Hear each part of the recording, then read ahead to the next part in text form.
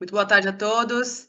Sejam bem-vindos a mais um webinar da ABM, Associação Brasileira de Metalurgia, Materiais e Mineração.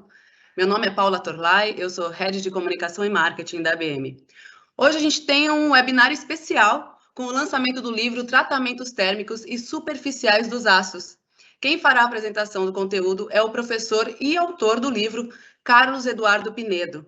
Mas antes de entrarmos no conteúdo em si, professor, eu gostaria de saber como foi o processo de criação desse livro? Boa tarde. Bom, volto então a agradecer as pessoas que estão assistindo esse webinar e dizer que a motivação para eu fazer esse livro foi fazer um texto moderno que se adaptasse tanto ao meio acadêmico quanto ao setor produtivo, procurando levar uma informação consistente do ponto de vista fundamental e tecnológico para pessoas em diferentes estágios de maturidade no assunto tratamento térmicos e superficiais, ou seja, desde estudantes de graduação, iniciantes, até profissionais que já atuam no setor há alguns anos. Não é essencialmente um livro-texto fundamental, nem um livro tecnológico do tipo enciclopédico, longe disso, tá? E essa foi a minha maior motivação.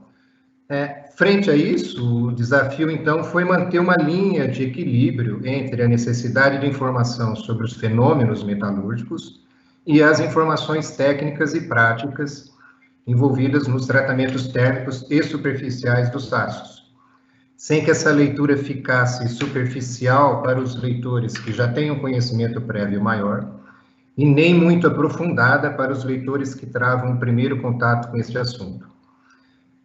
Isso porque o objetivo foi levar a informação técnica sem perder o rigor do fundamento metalúrgico, já que, na minha opinião, a melhor forma de se trabalhar corretamente com processos é aplicar os conhecimentos fundamentais de metalurgia. Ou seja, o que eu sempre digo é que a teoria na prática é a mesma. E para redigir o livro-texto, então, eu procurei usar a minha experiência de mais de 30 anos, sempre atuando nas duas pontas, a academia e a indústria, seja no trabalho, seja no atendimento ao cliente, sejam interessados a solucionar suas dúvidas e problemas sobre esse assunto, tá? Além da experiência que eu adquiri ao longo desse tempo dentro da sala de aula. Então, o acúmulo dessas necessidades externas, tá, que foi sentido ao decorrer de todos esses anos em que eu venho atuando na área, contribuiu para que eu conseguisse vislumbrar qual é a linha mestra que deveria ter sido utilizada para esse livro. Legal, professor, muito obrigada, viu? Imagina. O livro Tratamentos Térmicos e Superficiais dos Aços faz parte da coleção de livros ABM. Quem vai falar um pouco mais sobre esse lançamento e a estratégia da ABM é o nosso diretor de desenvolvimento de competências, Valdomiro Roman da Silva. Boa tarde, Valdomiro. Esse é o primeiro lançamento em alguns anos, né? Desde 2018, se não me engano. Boa tarde a todos. Paula, é isso mesmo, né? Na verdade, nós tivemos um livro anterior, em 2016, mas dentro de uma estratégia diferente, né? Que, para cumprir com a missão de gerar e difundir conhecimento, a ABM tem na sua coleção de livros um dos seus principais produtos. Essa coleção, ela conta atualmente com cerca de 20 títulos, e eles têm, as últimas edições desses títulos têm uma idade já entre 10 e 25 anos. E nos últimos anos, nós tivemos o esgotamento de alguns títulos importantes e de muita demanda. Então, esse é um fator. O segundo fator importante é que os livros técnicos, eles têm uma necessidade de estarem incorporando novos conhecimentos, novos processos, novas tecnologias que vão surgindo ao longo do tempo. Então, com base nessa análise desses dois fatores, né, o envelhecimento da coleção, o esgotamento e o esgotamento de alguns títulos e a necessidade de incorporação de novos conhecimentos, a gente traçou um plano, uma estratégia para revisar e atualizar a coleção, iniciando, obviamente, pelos títulos de maior demanda, de maior importância, vamos dizer assim. E hoje, a gente está coroando essa estratégia com o primeiro fruto dessa nova atualização da coleção, que é o livro do professor Pinedo, aí, né, do professor e meu amigo Pinedo. Aí. Então, isso para nós é um fato marcante na ABM, né, para a ABM, e essa estratégia e todo esse trabalho, na verdade, ele só foi possível e está sendo possível com a participação da nossa editora parceira de longa data, né, que é a Blucher.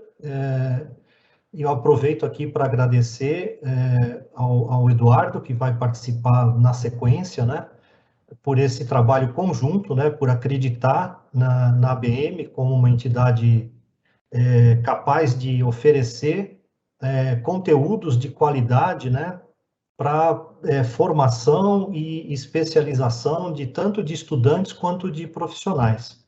Então, acho que com isso a ABM colabora, né, para o crescimento do nosso segmento, da nossa indústria, enfim, para a formação das pessoas. E, para finalizar, eu posso já adiantar para vocês que podem esperar outras novidades por aí. Então, nos próximos meses e ao longo do próximo ano, nós teremos aí o lançamento também de mais uma quantidade significativa aí, vou falar aqui talvez uns 4 a 5 títulos aí, se o Eduardo topar todos eles, a gente vai ter aí muitos novos títulos aí sendo lançados. Legal, obrigada, Valdomiro. Bom, desde março desse ano, a livraria ABM está hospedada no site da editora Blucher. Para falar um pouco mais sobre essa parceria, eu chamo o diretor da editora, Eduardo Blucher. Boa tarde, Eduardo.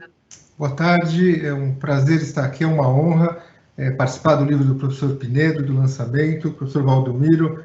A nossa relação com a ABM já tem mais de 16 anos e o papel da ABM em trazer novos materiais e manter a área de metalurgia e materiais viva no Brasil tem sido fundamental. Como editora, só começa o trabalho a partir de um original. E a ABM tem feito isso, ela tem trazido originais e provocado a gente, como agora, para a gente continuar publicando e produzindo na área de metalurgia e materiais. E tem funcionado. Não dá para eu falar sem mostrar o livro aqui, então acho que para dizer que é uma honra fazer parte desse processo. E o professor disse que o livro não é nem tecnológico, nem enciclopédico. Eu queria dizer que esse livro de tratamento térmico de ácidos, ele é necessário. Esse é o lugar que ele ocupa. Ele é necessário para você ter uma boa formação e você se atualizar no mercado. Então, fazer parte desse processo junto com a ABM, para a Blucher, é uma honra. E muito obrigado por estar aqui e fazer parte desse processo. Obrigada, Eduardo.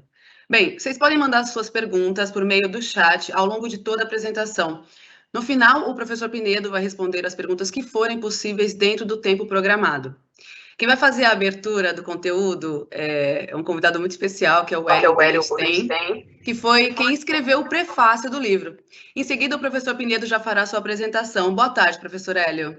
Boa tarde a todos. É um prazer estar aqui na ABM, que é a nossa organização dos metalurgistas brasileiros, e é um prazer maior ainda estar aqui introduzindo, quer dizer, o webinar de lançamento do livro do Carlos Eduardo Pinedo, com quem a gente tem associações de longa data e com o qual muito trabalhamos. Eu tenho certeza que esse livro que está sendo lançado agora vai ser um livro, eu diria de cabeceira, mas na verdade não é de cabeceira, de mesa, dos tratadores térmicos do Brasil daqui para frente. Um livro que vai ser muito, muito consultado. E eu vou explicar por quê. A leitura do livro do Pinedo me trouxe à lembrança um conceito inventado por um dos meus ídolos científicos, assim, o Michel Polanyi, que foi um dos 3 cientistas que explicaram a deformação plástica dos metais na primeira metade do século XX. E ele, o Taylor e o Orovan, né? foram os pais da teoria das discordâncias. Mas depois ele virou filósofo da ciência. E como filósofo da ciência, ele propôs uma teoria do conhecimento que tem um conceito que é muito interessante para engenheiro, principalmente para a gente entender. É a teoria do conhecimento tácito e conhecimento explícito. Ele diz o seguinte, que existe um conhecimento explícito que está nos livros que a gente aprende na escola, e existe outro, mas só que esse conhecimento é como um iceberg, assim, que aponta 10% do conhecimento total. E existe um conhecimento tácito, que muitas vezes a gente não tem nem consciência, e que só se aprende na prática, participando, fazendo as coisas, e sendo discípulo de um mestre do ofício, ou trabalhando com uma equipe. Então, o livro do Pinedo, ele seria um ótimo livro, acho, apenas pensando no seu conteúdo de conhecimento explícito, porque ele é um livro que é, ao mesmo tempo, rigoroso e didático e preciso, quando ele se atém, quer dizer, ele se baseia nos princípios de metalurgia física, que embasam os tratamentos térmicos e de superfície dos aços. Mas, quando a gente lê ele com mais cuidado, a gente descobre as sutilezas que ele tem. Esse livro tem um outro nível de profundidade também. Ele revela sutilezas e detalhes da prática efetiva de fazer tratamentos térmicos e de superfície, principalmente de aço inoxidáveis e de aço ferramenta. E isso só é possível porque corresponde a um conhecimento tácito que o Pinedo adquiriu na sua carreira, na sua longa carreira. Ele adquiriu isso sendo parte dos 2 centros de pesquisa mais importantes dos anos 80, 90, que foram da Villares Metals e da Eletrometal, ao mesmo tempo que fazia uma carreira acadêmica. Fez um mestrado lá na Poli, depois um doutorado no IPEM, depois se tornou professor e pesquisador, fazendo pesquisas, mas ao mesmo tempo, por mais de 34 anos, está envolvido no tratamento térmico e tratamento de superfície de materiais, fazendo análise de falha, fazendo tratamentos térmicos propriamente ditos, né? E, então, o livro tem uma qualidade de ter uma porção de dicas e de explicações que transcendem um conhecimento acadêmico, que correspondem a um conhecimento empírico e uma prática de vida. Então, eu agradeço o convite de ter sido chamado a isso e desejo boa sorte ao livro e ao Pinedo nessa aventura de divulgador do conhecimento. Obrigado. Bom, obrigado. Queria agradecer o Hélio por todas as palavras que ele falou sobre o livro. E não pegando o gancho do que você falou, mas antes de começar esse webinar, eu preciso dizer que esse livro só existe porque durante toda a minha vida acadêmica e profissional, eu tive o privilégio de estar no lugar certo, no tempo certo e principalmente com as pessoas certas. Então isso é uma coisa que eu não posso esquecer, seja no meio acadêmico, seja no meio industrial.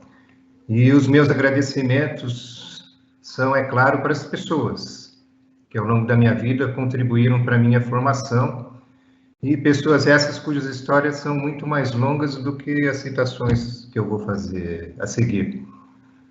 Todas essas pessoas, se eu fosse falar, daria um webinar inteiro. Né? Então, primeiro eu agradeço o Hélio, né, que está aqui, e foi ele que me disse uma vez que as pessoas estão acima das instituições. Isso é uma grande verdade, e é a elas que eu vou agradecer, espero rapidamente ou não, né, meio em uma linha de tempo. São pessoas que ainda são muito presentes na minha vida e que eu mantenho contato, umas mais e outras menos, mas estamos sempre ligados aí, né? Eu queria começar a agradecer, mais ou menos por ordem cronológica, a um professor meu de graduação na Universidade de Mogi das Cruzes, o professor José Barbosa, tá? Que foi assim a primeira pessoa que foi o meu espelho, né? Que a hora que ele dava aula eu pensava, quando eu crescer eu quero ser um profissional igual a ele. então, esse espelho que ele me deu foi a possibilidade de unir a vida acadêmica de professor que ele era com a indústria, já que ele atuava no setor de desenvolvimento da General Motors. Então, desde quando eu era estudante de graduação, eu já olhava a possibilidade de trabalhar nas duas pontas. E foi o professor Barbosa que fez a minha primeira carta de apresentação para eu conseguir chegar na Escola Politécnica e começar a falar sobre o tema do mestrado. E aí tem o professor Marcelo Breda Mourão, foi meu professor na graduação na UMC, e a importância do Mourão, não só como um colega depois e um amigo, foi que o Mourão quem me indicou o professor Hélio. Falou, o professor Hélio vai terminar o doutorado e ele talvez possa ser o seu orientador de mestrado. E aí eu agradeço o Hélio nessa etapa pela confiança de me pegar como seu primeiro orientado de mestrado, né? Logo após ele defender o doutorado, né? E aí a gente chega aí 3 décadas depois, com o Hélio fazendo o prefácio do meu livro. Isso é uma coisa que é extremamente satisfatória para mim. E nessa caminhada ainda, eu não posso esquecer do professor André Tipitin, que participou desde a minha banca de mestrado e tem sido o impulsionador das minhas atividades acadêmicas de pesquisa, pelo menos nos últimos 20 anos, com os nossos projetos em engenharia de superfície. Então, esse trabalho que eu tenho desenvolvido com o André, e por ele também ter sido meu orientador de pós-doutorado na Poli, é uma pessoa bem próxima a mim. Na outra ponta, né, na ponta industrial, primeiro que eu vou agradecer é o Alain Zorré. O Alain Zorré foi meu primeiro gerente no Centro de Pesquisa da Eletrometal, e eu costumo dizer que o Alain Zorré que foi a pessoa que me formou um profissional. Porque até eu começar a trabalhar na Eletrometal, eu era um profissional da academia. O Zorré me formou um profissional, uma pessoa que sabe trabalhar, né, e que sabe ser responsável pelo seu trabalho. E o Zorré, assim, mais do que o meu gerente, ele é um grande e fraterno amigo, com o qual eu converso até hoje o máximo que eu posso. E essa minha jornada passou pelo Centro de Pesquisa da Eletrometal, e a isso eu devo agradecer o esforço pessoal do professor Ivan Faleiros, né? Foi com ele que eu conversei, ele que me indicou a vaga na Villares, foi meu diretor técnico, então o Ivan também tem um papel fundamental, até na definição do meu tema de mestrado, ele vai se lembrar disso. E dentro do Centro de Pesquisa da Villares, o engenheiro Celso Barbosa, que foi o meu gerente de pesquisa por toda a época que eu trabalhei lá. Também não posso deixar de agradecer, isso é muito importante, porque faz parte dos últimos 25 anos da minha vida profissional, meus 2 sócios, o Sérgio e o Duval, que juntos a gente conseguiu construir a empresa Ritec HTS Revestimentos, onde a gente desenvolve não só os trabalhos produtivos diários, mas onde é possível, eu tenho a oportunidade de fazer um trabalho de pesquisa e desenvolvimento bastante intenso. Fora isso, eu quero agradecer aos meus alunos. Ao longo desses anos, meus alunos de graduação, meus orientados, meus co-orientados, né? Porque muitos resultados, muitas referências, muitas figuras deste livro, elas vêm de resultados de trabalho desses alunos e ex-alunos, né? Os resultados dessas pesquisas permeiam todo o texto. Finalmente, eu agradeço a ABM, né, a quem eu tenho o primeiro contato em 1982, na pessoa do Leal e do Valdomiro, e toda a equipe, né, porque eles depositaram confiança no meu trabalho e fizeram desse livro uma realidade. Também não posso esquecer da editora Glucher, né, na pessoa do Eduardo Glucher, que está aqui presente no seminário, e toda a equipe da Glucher que foi responsável pela publicação do livro. E vamos...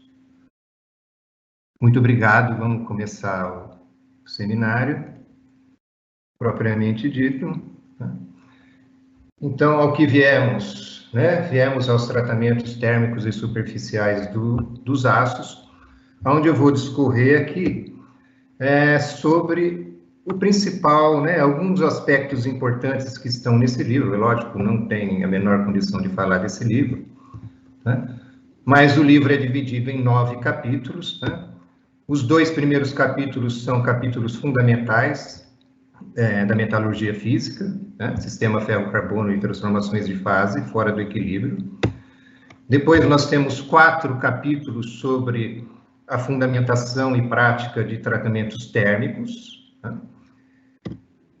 Um capítulo especialmente dedicado aos tratamentos superficiais, e os 2 últimos capítulos que unem os 3 blocos anteriores são especificamente sobre tratamento térmico superficial dos aços inoxidáveis e tratamento térmico e superficiais dos aços ferramentas. Então, nessa abordagem, né, a gente tem um livro de 325 páginas, 46 tabelas, 267 figuras e 386 referências. Eu acho que eu procurei colocar o máximo de informação que pudesse traçar uma linha bastante interessante sobre tratamentos térmicos. E o começo de tratamento térmico, o começo da metalurgia física, é a gente se deparar sempre com a estrutura cristalina e essa possibilidade que o ferro e suas ligas têm de sofrerem transformações alotrópicas. Já que a grande maioria dos tratamentos térmicos eles só ocorrem porque o ferro sofre transformações alotrópicas.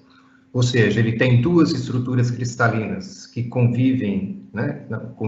Que estão presentes em diferentes condições termodinâmicas, principalmente com relação à temperatura, que é a estrutura cúbica de corpo centrado e a estrutura cúbica de face centrada.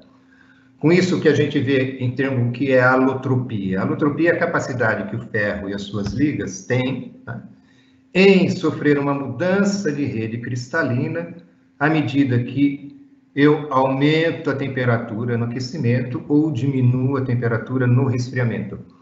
Ou seja, o ferro, que na temperatura ambiente é chamado de ferro alfa, tem estrutura cristalina cúbica de corpo centrado, ele se torna, né, a partir da temperatura de 912 graus, ferro gama, que a gente chama de austenita, com estrutura cristalina cúbica de face centrada. Então, nessa temperatura, eu tenho uma transformação alotrópica.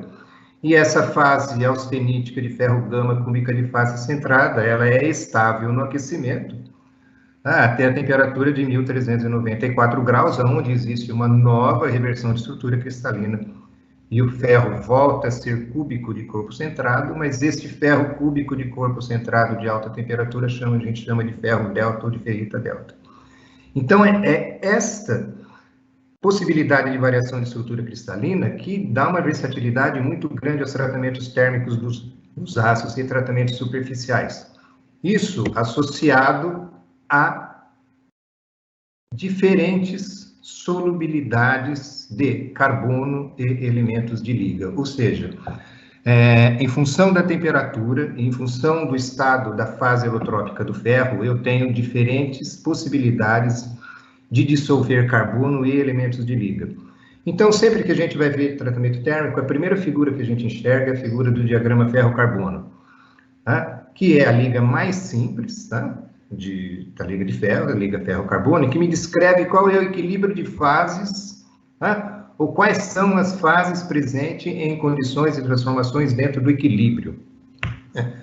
O equilíbrio, de maneira simples, que a gente entende, é quando a gente promove o aquecimento de uma liga em uma temperatura extremamente lenta. Para permitir o quê? Para permitir que as transformações de fase ocorram de forma a possibilitar a difusão total do carbono e dos elementos de liga sem interferência do tempo. Ou seja, o tempo é sempre suficientemente longo para que as transformações de fase ocorram.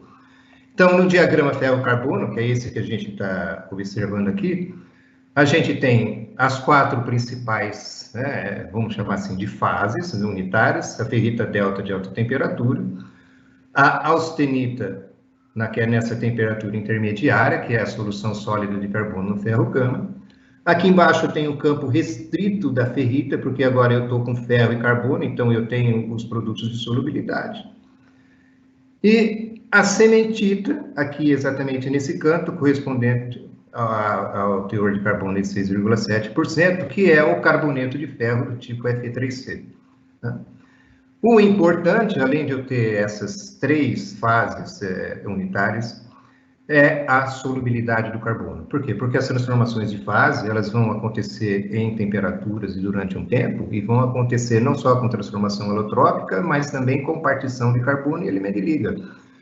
E essa partição de carbono e de elemento de liga, ela ocorre porque eu tenho solubilidades diferentes em diferentes fases e a diferentes temperaturas. Então, a solubilidade máxima de carbono, que a gente vê exatamente nesse ponto no ferro alfa, é de 0,02% a 723 graus.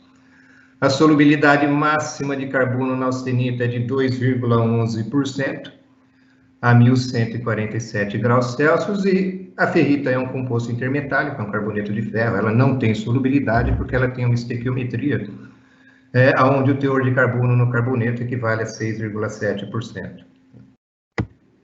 Além disso, nós temos pontos extremamente importantes nesse diagrama, que é o ponto E e o ponto E'.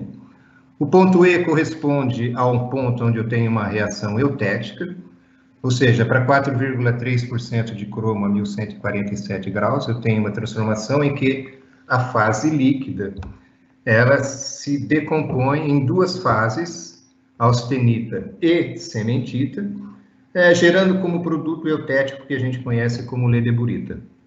Então, ocorre neste ponto determinado como ponto E.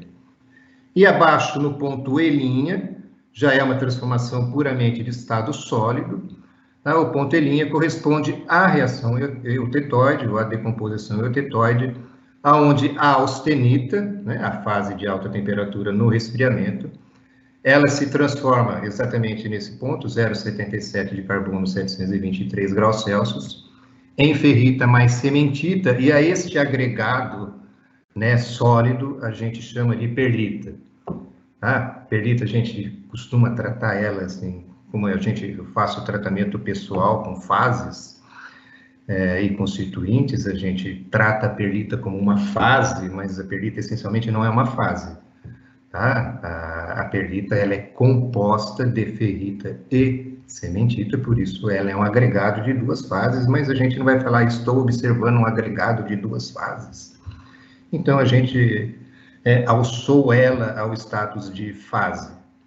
Tá? Então, ferrita, austenita, sementita, perlita, são fases do sistema ferro-carbono que estão presentes constantemente nos tratamentos térmicos, sejam eles em condição de equilíbrio ou sejam eles em condição de não equilíbrio.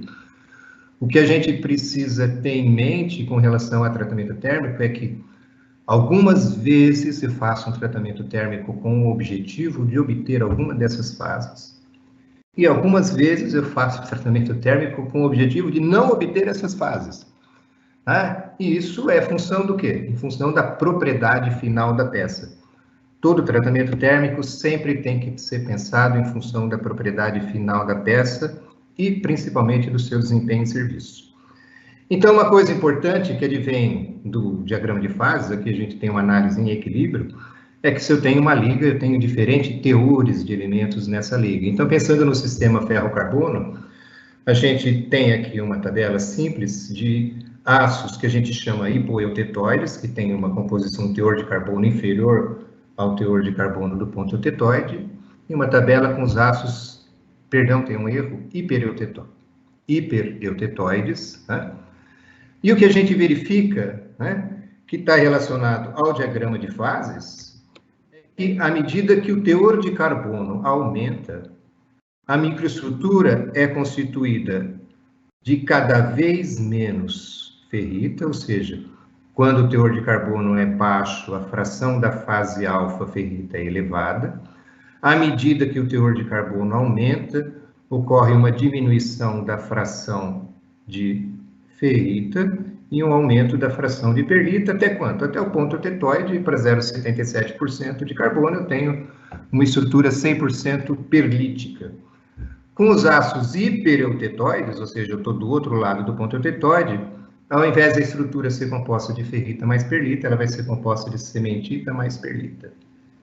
E aí, à medida que o teor de carbono aumenta, quem aumenta é a fração de cementita e quem diminui é a fração de perlita. O que isso causa de importante? A importância de eu ter diferentes frações de fases, diferente fração de ferrita, diferente fração de perlita e diferentes frações de cementita, porque cada uma dessas fases tem uma propriedade mecânica diferente. Então, se cada fase tem uma propriedade mecânica diferente, a mistura dessas fases em diferentes proporções vão me dar uma propriedade mecânica global do meu componente que varia. Ou seja, a propriedade mecânica de um aço que tem 0,15% de carbono não é a mesma de um aço que tem 0,6% de carbono. Simplesmente por quê? Porque as frações de ferrita e de perlita são diferentes. Como mostra essa tabela de uma maneira bastante simples, a gente vê que a ferrita, por exemplo, tem um limite de resistência e tração de 340 megapascal contra 830 da perlita. Vejam que elas têm, ou seja, a gente diz que a ferrita é uma fase mole e a perlita é uma fase dura. Resistência à tração não é um parâmetro para comparar com a cementita, porque a cementita é um carboneto, mas se a gente for do outro lado da tabela, a gente vê dureza Brinell. Então, a gente literalmente vê que a dureza da ferrita é de 90 Brinell, a dureza da perlita varia entre 250 e 300 Brinell, da fase, e a dureza da cementita, que é um carboneto, ela é de 650 Brinell. Então, se eu misturar diferentes proporções dessas fases, eu terei diferentes propriedades mecânicas que serão adaptadas para diferentes componentes em função da solicitação final. Em termos microestruturais, o que a gente observa está nesse slide, que são ligas ferro-carbono simples, ou seja, sem elemento de liga. Então, o que se observa é que aqui, num aço que tem 0,08% de carbono, ou seja, um teor de carbono muito baixo, só se observa uma estrutura 100% ferrítica. Esses pequenos pontos são pontos de carboneto de ferro, de cementita. E à medida que eu aumento o teor de carbono para 0,15, 0,35 e 0,60, vamos ficar aqui, o que a gente observa é que aumenta a fração dessa fase escura. E essa fase escura quem é? É a contrapartida. À medida que eu aumento o teor de carbono, eu diminuo o teor, a fração de ferrita e aumento a fração de cementita, que é a fase escura. A gente observa a cementita escura porque a resolução no microscópio óptico com baixo aumento, ela não permite observar a estrutura do agregado. Então, para 0,8% de carbono, veja, aqui tem uma foto de uma estrutura 100% perlítica, como deveria ser. É lógico, o aumento aqui é muito maior do que nas outras fotos, e a gente observa que a perlita, então, é composta de lamelas alternadas de ferrita e cementita, lamelas brancas de ferrita e escuras de cementita. Então, essas diferentes frações de ferrita, de perlita e de cementita é que vão me dar diferentes propriedades mecânicas em ligas ferro-carbono simples. Mas, quando a gente vai tratar de componentes para construção mecânica e componentes que são fabricados de aços de alta liga, ou seja, aços inoxidáveis e aços ferramenta, a gente utiliza todo esse conhecimento que a gente desenvolve sempre primeiramente com o diagrama ferro-carbono para entender principalmente as transformações que ocorrem fora do equilíbrio. Ou seja, as transformações onde o tempo para a transformação não é assim tão suficientemente longo, tão suficientemente longo quanto, eu faço um tratamento onde eu levo a minha peça na temperatura austenítica e no resfriamento eu simplesmente desligo o forno e deixo ele resfriar de um dia para o outro. Ou seja, eu tenho tanto tempo para o resfriamento que as transformações ocorrem no equilíbrio.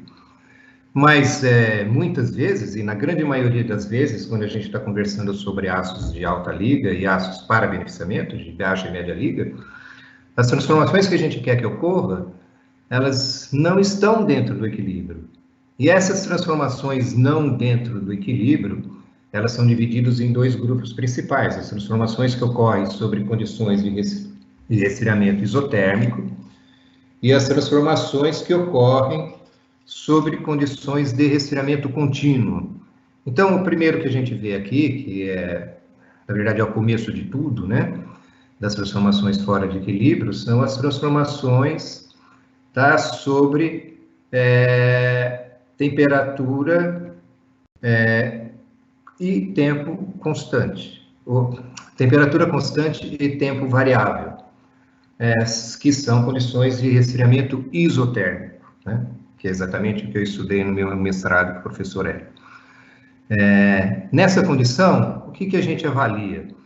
Uma vez que eu austenitize, né, uma liga à base de ferro, eu resfrio essa liga numa temperatura determinada, tá? Por exemplo, 700 Fahrenheit, em torno de 400 graus Celsius, e aí eu deixo numa temperatura constante e vou avaliando como a temperatura, como a transformação de fase ocorre ao longo do tempo. Então, numa temperatura constante, eu tenho para o tempo 0, 0 de fração transformada, e é possível acompanhar, fazendo diferentes, né, ensaios em temperatura constante de tempos variáveis, como é a decomposição da austenita em função do tempo na temperatura constante, desde o início até o final da transformação. Com isso, para cada temperatura de ensaio, a gente obtém uma curva em S. E uma vez que eu consiga um conjunto de curvas em S, eu consigo transportar esse conjunto e obter agora o diagrama, que é um diagrama extremamente importante para mim, que é o diagrama que relaciona a transformação de fase em função da temperatura e do tempo, né? Que é a geração, nesse caso, das curvas temperatura, tempo, transformação. Porque é isso que a gente lida. Em geral, a grande maioria dos tratamentos térmicos, eu tenho resfriamentos diferentes. Eu resfrio ao ar, eu resfrio no óleo, eu resfrio com pressão de nitrogênio, eu resfrio na água, e cada um desses meios de resfriamento que a gente vai ver, eles são completamente diferentes da condição do equilíbrio.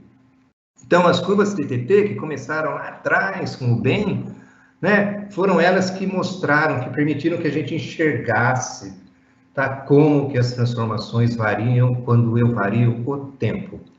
E aí a gente obtém uma curva que a gente chama de diagrama TTT, aqui, por exemplo, para um aço eutetoide, e a gente tem a austenita, que é a partida de tudo, ou seja, a gente sempre vai estar falando na decomposição da austenita. Então, aqui eu tenho o diagrama de decomposição da austenita para um aço com 0,7, 0,8% de carbono, o início, tá, e o final da transformação perlítica nessa região acima, e abaixo uma nova fase, né, que também não deixa de ser um agregado de ferrita e cementita, com morfologia diferente, com forma diferente, que é a bainita, produto de transformação isotérmica da austenita a baixa temperatura.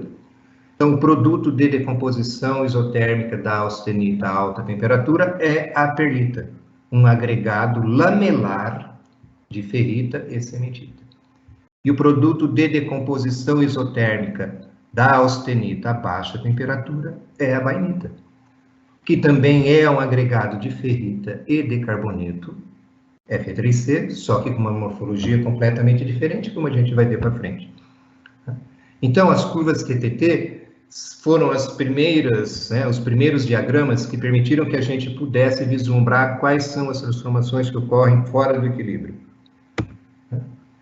Mas, assim, muito mais úteis na prática do tratamento térmico, porque, afinal, se a gente verificar tratamentos térmicos que são realizados em transformação isotérmica, basicamente nós estamos pensando no tratamento de Austempera, mas a grande maioria dos outros tratamentos térmicos, ele não se dá com resfriamento isotérmico, e sim com resfriamento contínuo. Então, aí, as transformações fora do equilíbrio, né, me geram diagramas que a gente chama que são diagramas de transformação sob resfriamento contínuo. Então, tempo e temperatura são variáveis. Quando eu estou falando de transformação em ensinamento contínuo, sempre eu tenho que estar pensando em graus Celsius por minuto. Quando eu aumento o grau Celsius por minuto, eu estou com transformações mais rápidas. Quando eu diminuo o grau Celsius por minuto, eu estou com transformações mais lentas. Ou seja, se eu tenho uma baixa taxa de resfriamento, eu caminho na linha A.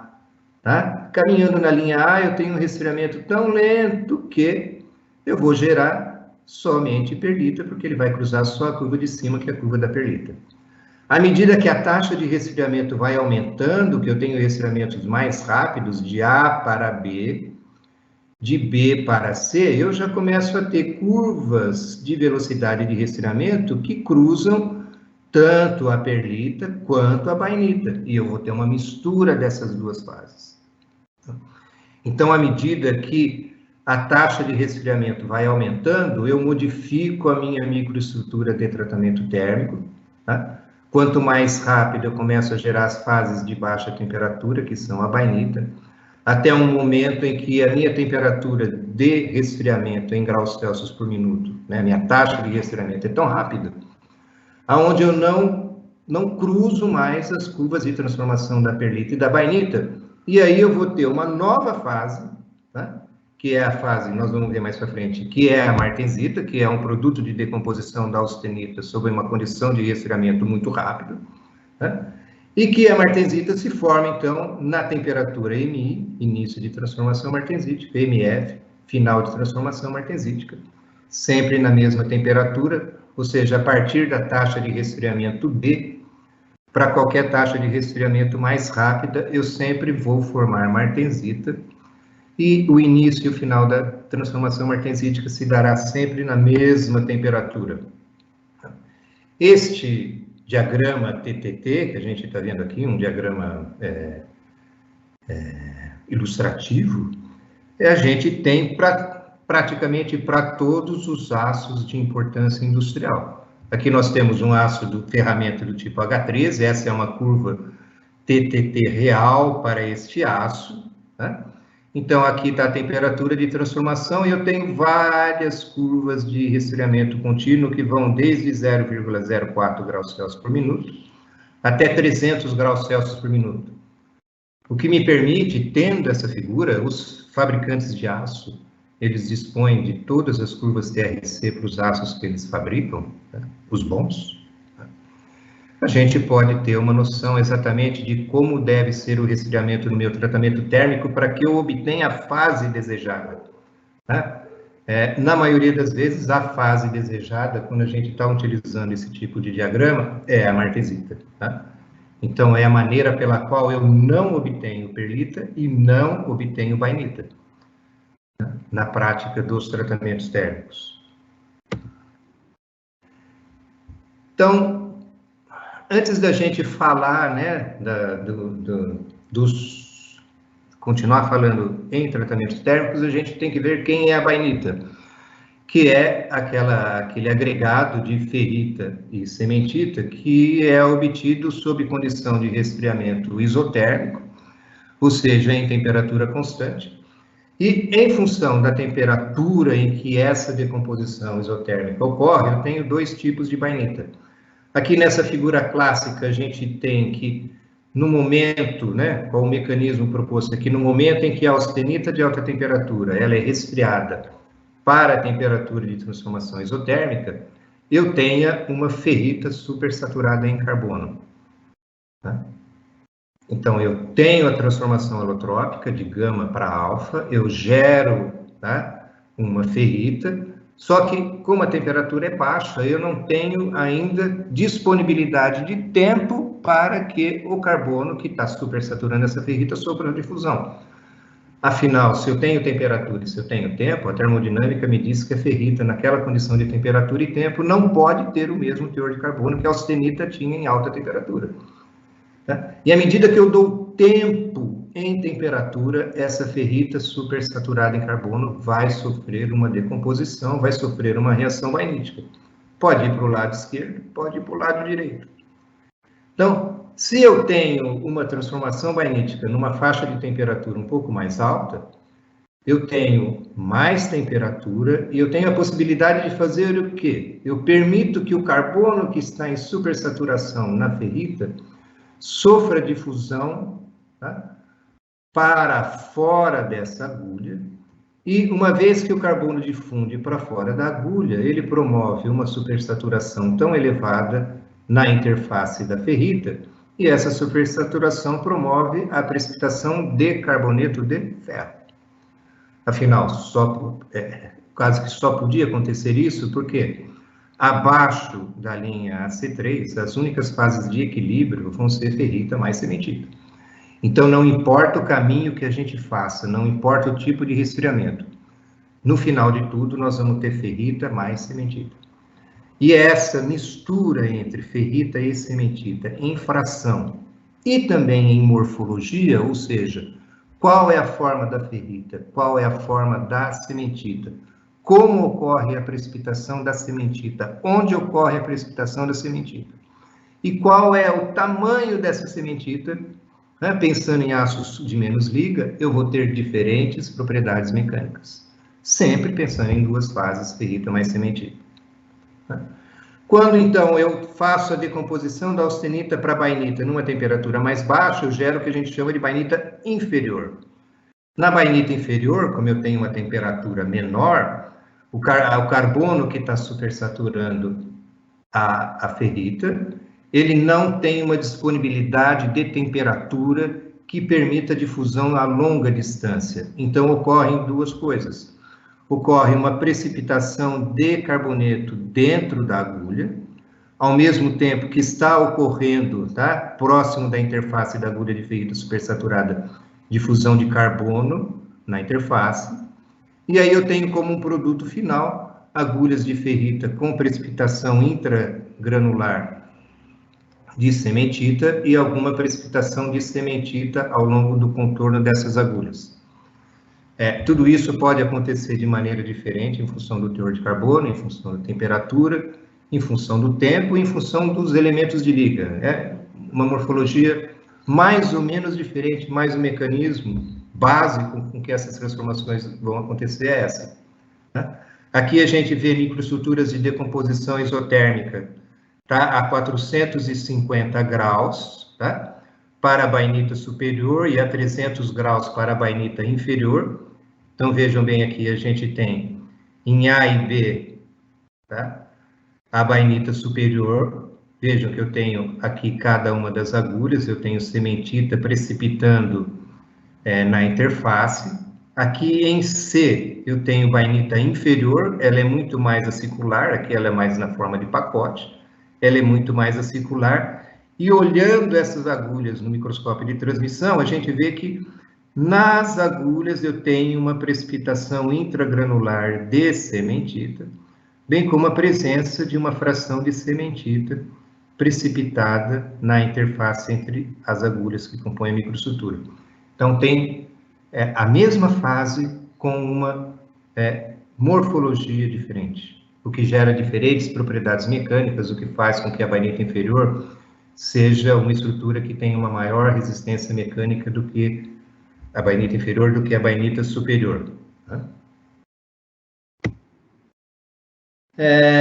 Partindo, então, para o objetivo, vamos chamar assim, principal do resfriamento contínuo, né?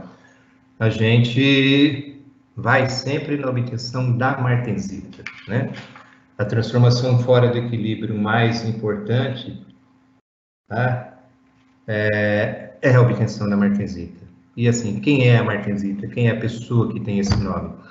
A martensita, ela é uma fase que se forma sobre condição de resfriamento muito rápida. Muito rápida de forma que eu não consiga permitir a decomposição da austenita por difusão, seja formando perlita, seja formando bainita. Então, muito rápido é uma palavra relativa e ela vai depender de alguns parâmetros que a gente vai observar aqui. Mas a martensita, ela é uma estrutura, ela é uma fase que tem uma estrutura tetragonal de corpo centrado, ela vem de uma distorção do reticulado cúbico de face centrada da austenita, né? Que a gente chama de distorção de Bain, tá? E a partir desta distorção de Bain é que eu obtenho a martensita, que é uma ferrita supersaturada em carbono, né? E supersaturada quanto? Ora, à medida que eu aumento o teor de carbono, de uma austenita que foi resfriada numa velocidade tão grande que não permitiu a difusão para a formação de perlita e a formação de bainita, ocorre uma decomposição da austenita, uma transformação martensítica, ou seja, ela forma uma estrutura tetragonal por deformação, porque ela está supersaturada, e essa deformação depende de quem? Do teor de carbono. Ora, se eu tenho transformação martensítica, o aço pode ter baixo carbono, 0,2%. O que muda entre um aço de baixo carbono e um aço de mais alto carbono? Justamente é a tetragonalidade. Aqui eu tenho um cubo para 0% de carbono, onde A, todos os lados são iguais, então a gente admite que A igual a A. Como ele não é um tetrágono, né? A igual a C. Mas à medida que o teor de carbono aumenta, eu vou aumentando a tetragonalidade, ou seja, C aumenta, que é este parâmetro. Tá? E essa mudança na tetragonalidade com o aumento do teor de carbono é que vai me promover martensitas cada vez com uma dureza maior. Porque esta tetragonalidade, associada ao cisalhamento do reticulado, é que promove tensões residuais internas, e são essas tensões provenientes da deformação e da tetragonalidade da martensita que aumentam a dureza. Então, toda vez que a gente fala que eu quero obter martensita, vulgarmente eu quero temperar o aço, né? Eu quero aumentar a dureza, na verdade essa dureza ela aumenta porque eu tenho uma transformação por cisalhamento, onde a austenita cúbica de face centrada passa para uma ferrita, entre aspas, tá? A gente chama de alfa-linha, que é uma ferrita supersaturada em carbono e tetragonal. Quanto tetragonal? Quanto maior o teor de carbono. Quanto maior o teor de carbono, maior a tetragonalidade. Quanto maior a tetragonalidade, maior o nível de tensão interna. Quanto maior o nível de tensão interna, maior será a dureza da martensita. Uma coisa que a gente também sabe, né, é que existem duas morfologias de martensita. Uma martensita de baixo carbono, que a gente chama de martensita escorregada, na forma de pacotes de ripa, que é essa martensita que a gente observa nessa mixtura de cima, e martensitas de alto carbono, que é a martensita maclada, martensita do tipo plate, que a gente está observando na figura de baixo aqui. Em teores intermediários de carbono, eu tenho uma estrutura mista entre martensita maclada e martensita escorregada. Uma coisa extremamente importante é que a temperatura de início e final de transformação martensítica, elas variam em função do teor de carbono. Ou seja, tanto o início quanto o final de transformação martensítica diminuem à medida que o teor de carbono do aço aumenta. Isso é importante por quê? Porque existe um ponto em que eu não consigo mais obter uma estrutura com 100% de martensita. O objetivo de quem tempera, de quem faz a têmpera, é obter uma estrutura predominantemente martensítica. Este predominantemente martensítica vai depender do quê? Do processo de têmpera que você tem, ou seja, em função da possibilidade de resfriamento que o seu processo te entrega nas mãos, mais rápido ou mais lento, e vai depender, você pode ter o processo mais rápido do planeta, do teor de carbono e da composição química da liga, porque a composição química da liga, ela desloca a temperatura de início e final de transformação martensítica para baixo. Então, o que esse gráfico mostra de importante é que, à medida que o teor de carbono aumenta, tanto a temperatura de início de transformação martensítica quanto final de transformação martensítica diminuem. E existe um ponto, mais ou menos, próximo de 0,7% de carbono, aonde a temperatura de final de transformação martensítica ela é abaixo da temperatura ambiente. Ora, e o que acontece então se eu tenho a temperatura abaixo da temperatura ambiente? Não importa como eu resfrie, eu não vou atingir tá? A temperatura MS, se o meu resfriamento ele é interrompido na temperatura ambiente. Então, veja que, por exemplo, para um aço que tem 1,1% de carbono, eu tenho a transformação martensítica restrita a essa região dessa seta. Tá? Por quê? Porque abaixo da temperatura ambiente, veja, eu preciso fazer um resfriamento adicional, porque eu só vou atingir a temperatura de final de transformação martensítica nesse ponto. Ora, se isso faz o quê? Que mesmo que eu tenha a condição de resfriamento perfeita, a minha microestrutura final vai ser constituída de martensita, no caso acicular, do tipo plate, porque eu estou com aço de alto carbono, nesse caso um aço com 0,9% de carbono, então a martensita do tipo plate, que são essas agulhas que a gente está enxergando. E como a transformação não se completa, porque para 0,9% de carbono eu estou exatamente aqui na região da seta, eu tenho esta fração, tá, de austenita que não vai atingir a temperatura MF, eu tenho essas regiões brancas, claras, entre as agulhas de martensita, que a gente chama de austenita retida. Tá? A presença da austenita retida, a formação de uma estrutura mista de martensita e austenita retida é extremamente importante para o desempenho de componentes, tá?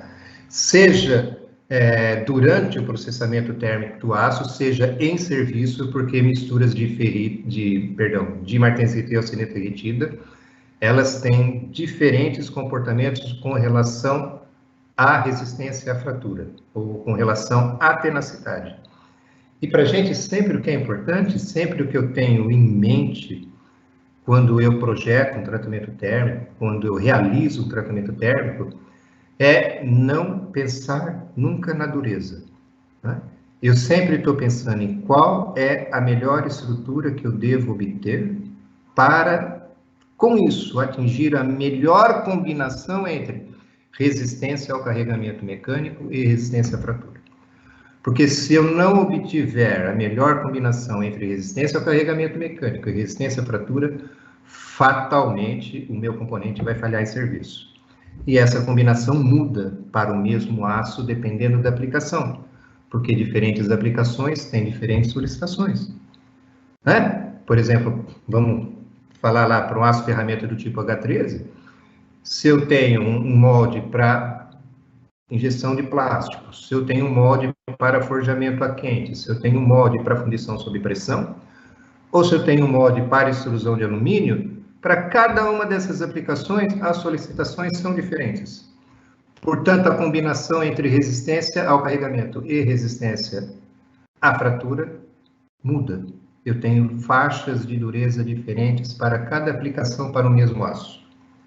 Tá? Então, esse é um pensamento importante. Pensar sempre na melhor combinação entre resistência ao carregamento e resistência à fratura. Visando o quê? O melhor desempenho do componente de serviço. Ainda quando a gente olha para esse gráfico, onde eu tenho presença de austenita retida, a gente tem que analisar aqui aquele pensamento que todo mundo tem, né? Quanto maior o teor de carbono, maior a dureza da martensita. Sim, isso ocorre, mas não é de uma maneira tão linear quanto a gente pensa. Tá, esse aqui é um gráfico real, levantado pelos alunos em experiência de graduação, onde nós temos para cada ponto desse, tá, o experimento que determinou a curva de dureza, Rockel-Sei, em função do teor de carbono, para aquelas ligas lá daquelas estruturas recosidas que nós vimos. Eu tenho essa curva, veja essa curva, eu vejo que existe mesmo um aumento da dureza da martensita à medida que o teor de carbono aumenta, mas isso não é muito bem comportado, ou seja, eu tenho uma fase que é essa linear da linha azul, onde eu tenho um aumento praticamente constante da dureza com relação ao aumento do teor de carbono. Mas existe um comportamento pela linha verde, onde a inclinação muda. Ou seja, a dureza continua aumentando, mas ela aumenta menos. A taxa de endurecimento diminui com o aumento do teor de carbono. Veja, isso está mais ou menos aqui em 0,6%. Aqui eu tenho mais ou menos 0,6%. Por que a taxa de endurecimento vai diminuindo, porque eu estou medindo a dureza global. Quando eu faço a medida ROCC, eu meço a dureza da microestrutura como um todo, né? Na região azul, eu estou medindo apenas a dureza da martensita, mas na região da linha verde, eu já tenho presença de austenita retida, que é uma fase de baixa dureza. Portanto, a dureza aumenta, mas aumenta menos. Por quê? Aumenta menos porque a minha quantidade de austenita retida vai aumentando. Até o ponto C, veja aqui, correspondente a 0,9% de carbono, onde eu aumento o teor de carbono, mas a dureza diminui.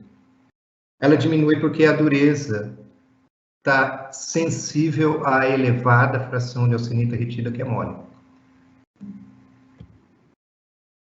Um ponto importante com relação ao tratamento térmico é a questão de temperabilidade, ou seja, qual é a velocidade crítica que eu tenho para temperar os meus componentes. Tá, isso muda, tá? Essa velocidade crítica ela é função do teor de carbono e de elementos de liga. Tá? Então, aqui a gente vê a influência desses elementos com relação ao aço carbono, como as curvas são deslocadas para a direita. Isso faz o quê? Se eu tenho para um aço ligado ao níquel, manganês e silício, eu tenho essa velocidade crítica de têmpera. Se eu comparar com o aço carbono, que é desta linha preta, eu vejo que quando o aço é ligado, para eu obter uma estrutura 100% martensítica, eu preciso de taxas de resfriamento menor. Né? E se eu preciso de taxas de resfriamento menor, veja só, aqui eu tenho curva de temperabilidade para aços com diferentes teores de carbono. Então, veja que à medida que eu aumento o teor de carbono, a penetração de dureza aumenta. Esse é um aço com 0,45 de carbono. Veja uma queda bruta de dureza, tá? Em uma amostra de 1 polegada da superfície para o núcleo. E com carbonos elevados de 0,70 até 1%, eu tenho uma dureza bastante homogênea ao longo da seção transversal. Se a gente fizer um ensaio Jomini, aqui fica claro, desde o aço carbono 1040 até o aço ligado 4340, né, onde a gente está medindo, então, a profundidade da dureza em função, a variação da dureza em função da profundidade, para aços que têm elementos de liga diferentes e crescentes.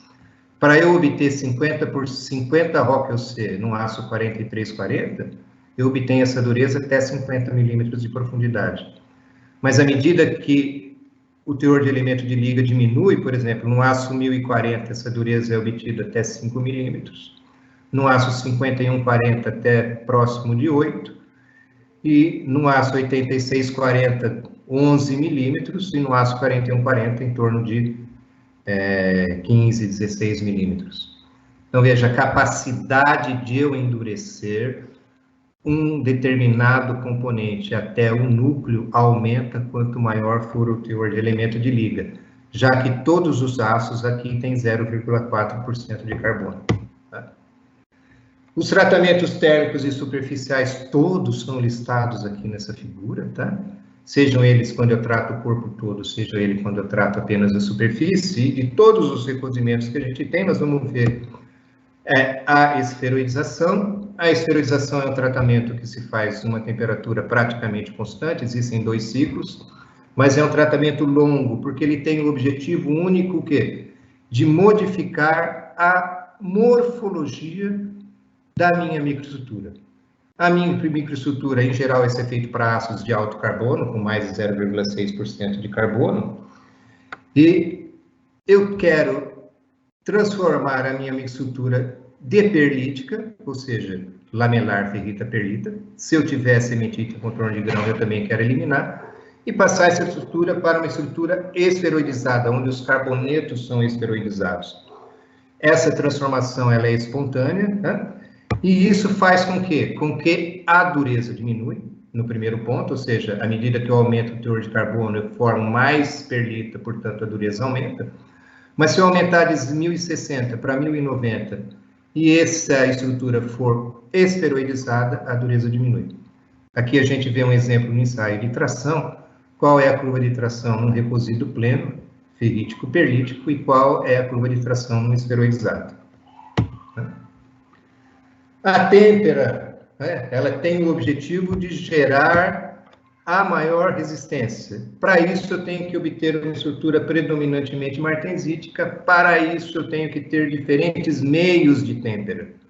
Ou seja, meios que vão desde os mais brandos, como o ar, até os mais severos, como a água, para que eu consiga satisfazer, né, o grau Celsius por minuto necessário do critério de temperabilidade do aço que eu estiver trabalhando.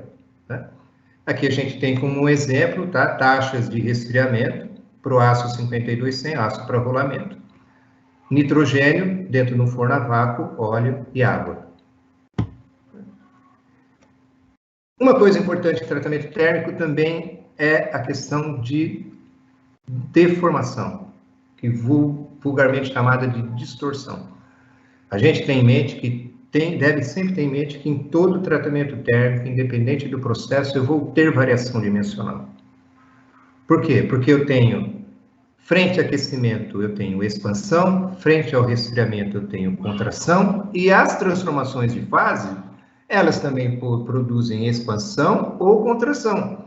Então, raramente, eu saio de uma peça com uma dimensão, que a gente diz 0,0, e volto na dimensão 0,0. Por quê? Porque sofrendo expansões e contrações de aquecimento e resfriamento, expansões e contrações de transformações de fase, essa peça não chegará na mesma dimensão que ela iniciou o tratamento térmico, e por isso sempre é necessário que a gente tenha um sobremetal. E para partir da variação dimensional, que é natural, para a variação de forma, aí isso já depende da geometria da peça. Tá? Quanto mais geometricamente complexa, quanto mais longilínea, maior a tendência de eu ter uma deformação de forma associada à variação dimensional, o que eu chamo de distorção. Sempre após a têmpera, eu tenho revenimento. Por quê? Porque é no revenimento que eu vou combinar resistência ao carregamento com resistência à fratura. Tá?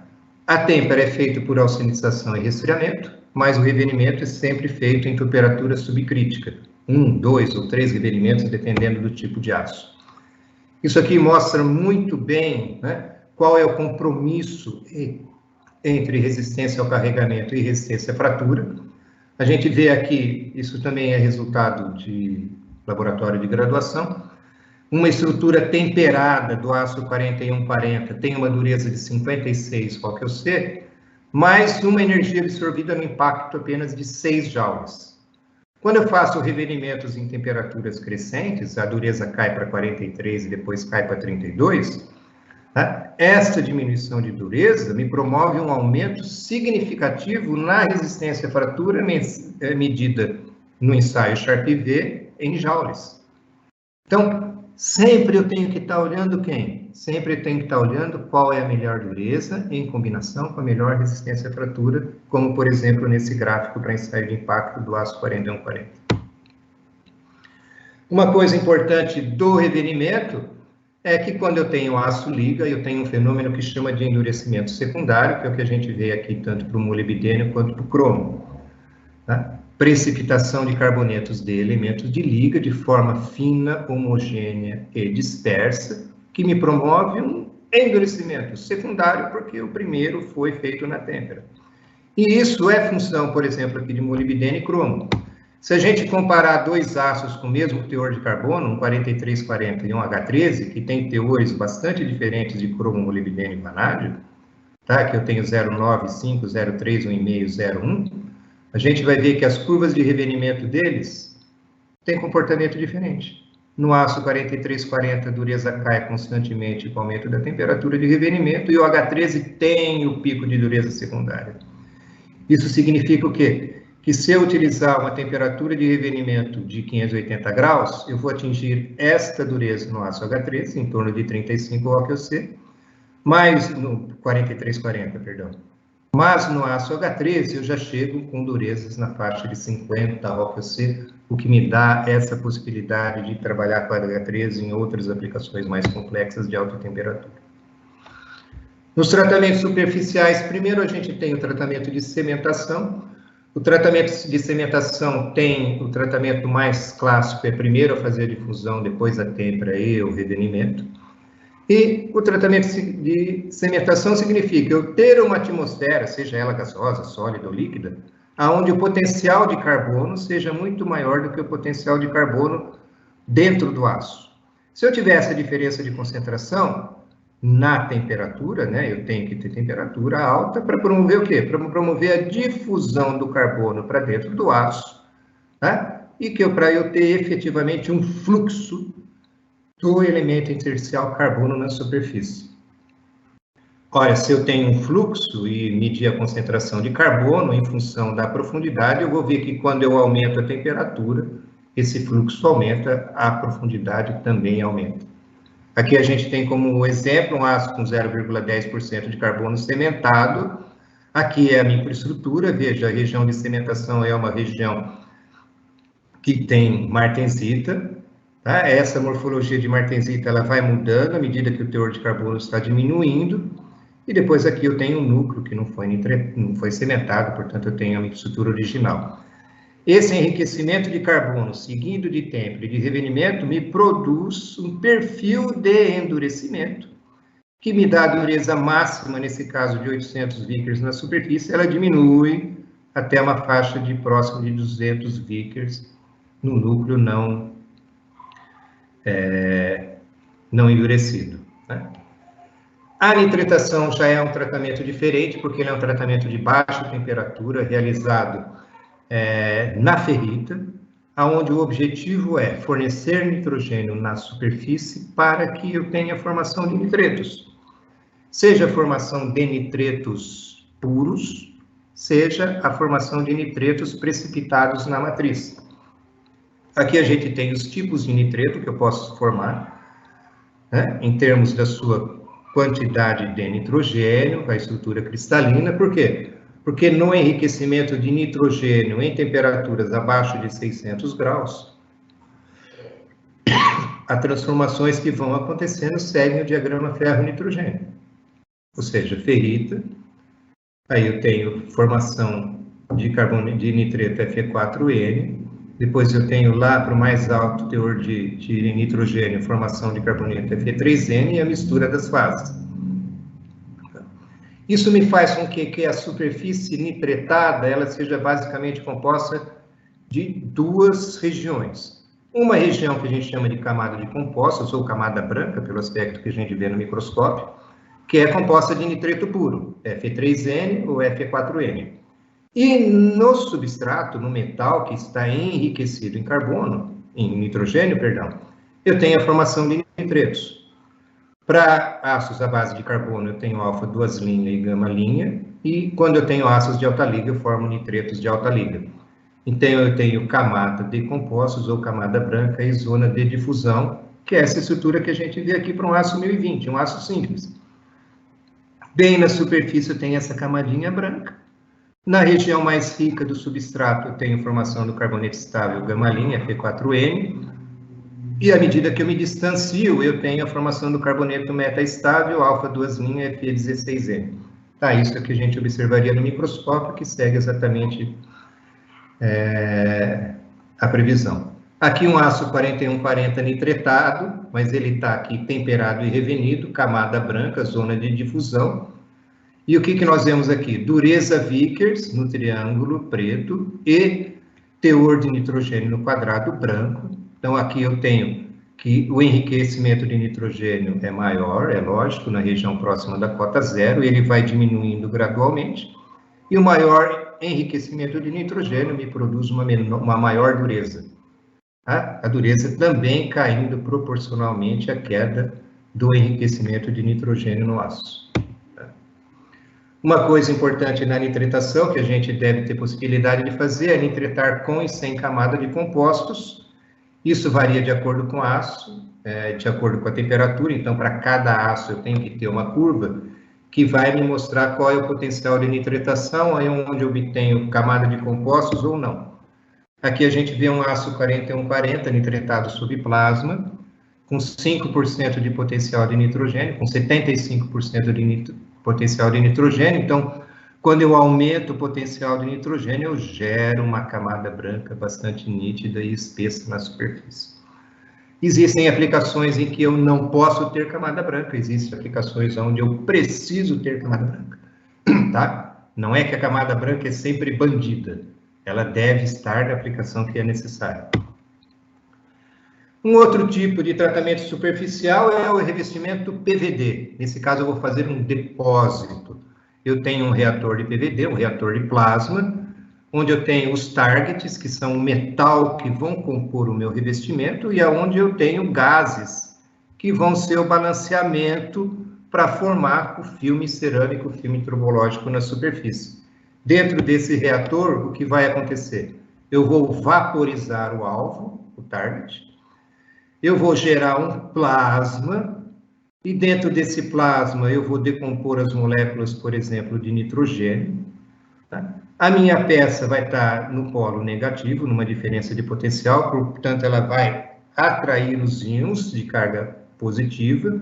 Então eu vou ter a formação, a condensação na superfície do substrato de uma camada, tá? A estequiometria e a camada elas vão depender do tipo de revestimento que eu vou fazer. No caso desse exemplo, uma camada de nitreto de titânio, ou seja, 50% titânio, 50% nitrogênio atômico.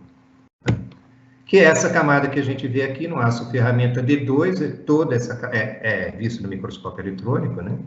Então, essa camada de nitreto de titânio delineado pela linha branca, com 4 microns de espessura e 0,4 de coeficiente de atrito. O importante dos revestimentos é que eles têm um coeficiente de atrito muito baixo e uma dureza elevada, tá? Ele tem o nitreto de titânio em torno de 2.200, 2.500 Vickers, e isso promove o aumento de resistência ao desgaste, que é o que a gente está objetivando, tá?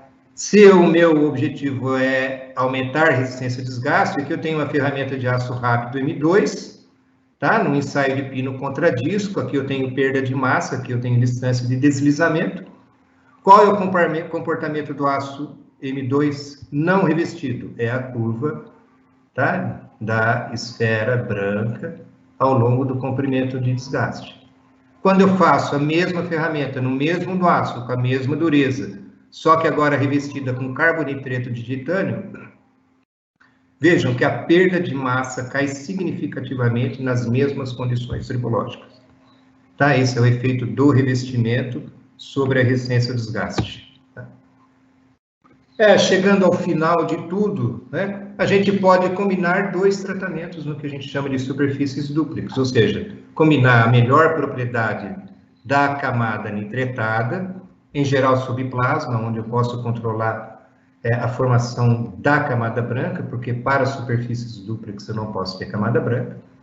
Combinar camada nitretada com camadas revestidas, por exemplo, aqui com nitreto de titânio ou revestidas PVD.